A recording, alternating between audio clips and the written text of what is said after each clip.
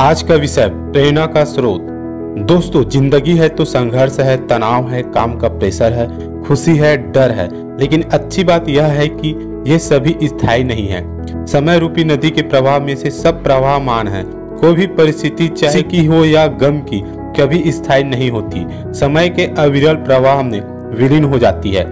ऐसा अधिकतर होता है कि जीवन की यात्रा के दौरान हम अपने आप को कई बार दुख, तनाव, चिंता, डर, हताशा, निराशा, भय, रोग इत्यादि के मकड़जाल में फंसा हुआ पाते हैं। हम तत्कालिक परिस्थितियों के इतने वशीभूत हो जाते हैं कि दूर दूर तक देखने पर भी हमें कोई प्रकाश की किरण मात्र भी दिखाई नहीं देती। दूर से चींटी की तरह महसूस होने वाली परेशानी हमारे नजदीक आते आते हाथी के जैसा रूप धारण कर लेती है और हम उसकी विशालता और भयावहता के आगे समर्पण कर परिस्थितियों को अपने ऊपर हावी हो जाने देते हैं। वो परिस्थिति हमारे पूरे वजूद को हिला डालती है, हमें हताशा, निराशा के भंवर में उलझा जाती है।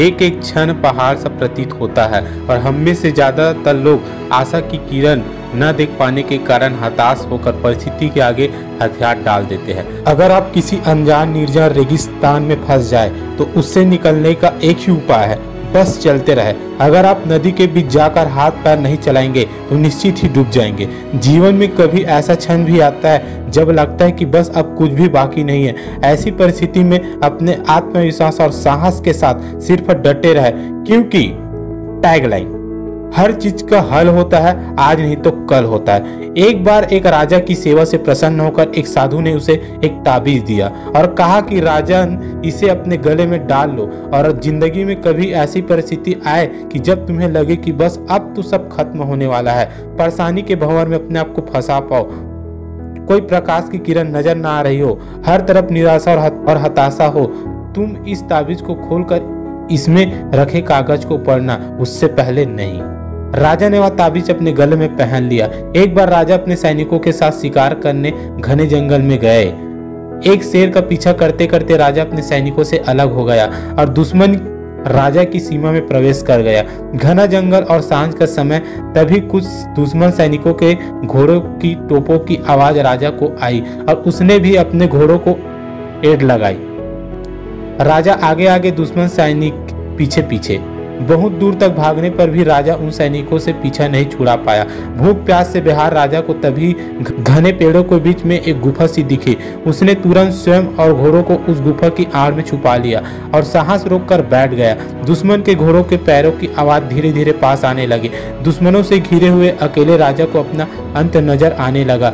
उसे लगा कि बस कुछ ही क्षणों में दुश्मन उसे पकड़ के मौत के घाट उतार देंगे। वो जिंदगी से निराश हो ही गया था कि उसका हाथ अपने ताबीज पर गया और उसे साधु की बात आ गई। उसने तुरंत ताबीज को खोलकर कागज को बाहर निकाला और पढ़ा। उस पर्ची पर लिखा था, यह भी कट जाएगा। राजा को अचानक ही जैसे घोर अंधकार में एक ज्योति की किरण दिखी। डूबते को जैसा कोई सहारा मिला। उसे अचानक अपनी आत्मा में से एक अकथनीय शांति का अनुभव हुआ। उसे लगा कि सचमुच यह भयावह समय भी कट ही जाएगा। फिर मैं क्यों चिंतित हूँ? अपने प्रभु और अपने पर विश्वास रखकर उसने स्वयं से कहा कि हाँ, यह भी कट जाएगा। और हुआ भी यही। दुश्मन के घोड़ों के पैरों की आवाज बस आते आते दूर जाने लगी। कुछ समय बाद वह शांति छा गई। राजा रात में गुफा से निकला और किसी तरह अपने राज्य में वापस आ गया। दोस्तों, यह सिर्फ किसी राजा की कहानी नहीं है, यह हम सब की कहानी है। हम सभी परिस्थिति, काम, तनाव के दबाव में इतने जकड़ जाते हैं कि हमें कुछ सूझता नहीं है। हमारा डर हम पर हावी होने लगता है। कोई रास्ता, समाधान दूर दूर तक नजर नहीं आता। लगने लगता है कि बस अब सब खत्म है ना? जब ऐसा हो तो 2 मिनट शांति से बैठिए, थोड़ी गहरी गहरी सांस लीजिए, अपने आराध्य को याद कीजिए और स्वयं से जोर से कहिए, यह भी कट जाएगा। आप देखिएगा, एकदम से जादू सा महसूस होगा और आप भी उस परिस्थिति से उभरने की शक्ति अपने अंदर महसूस करेंगे। आजमाया हुआ है, बहुत कारगर है। आशा है जैसे यह सूत्र मेरे जीवन में मुझे प्रेरणा देता है, आपके जीवन में प्रेरणादायक सिद्ध होगा। Thank you.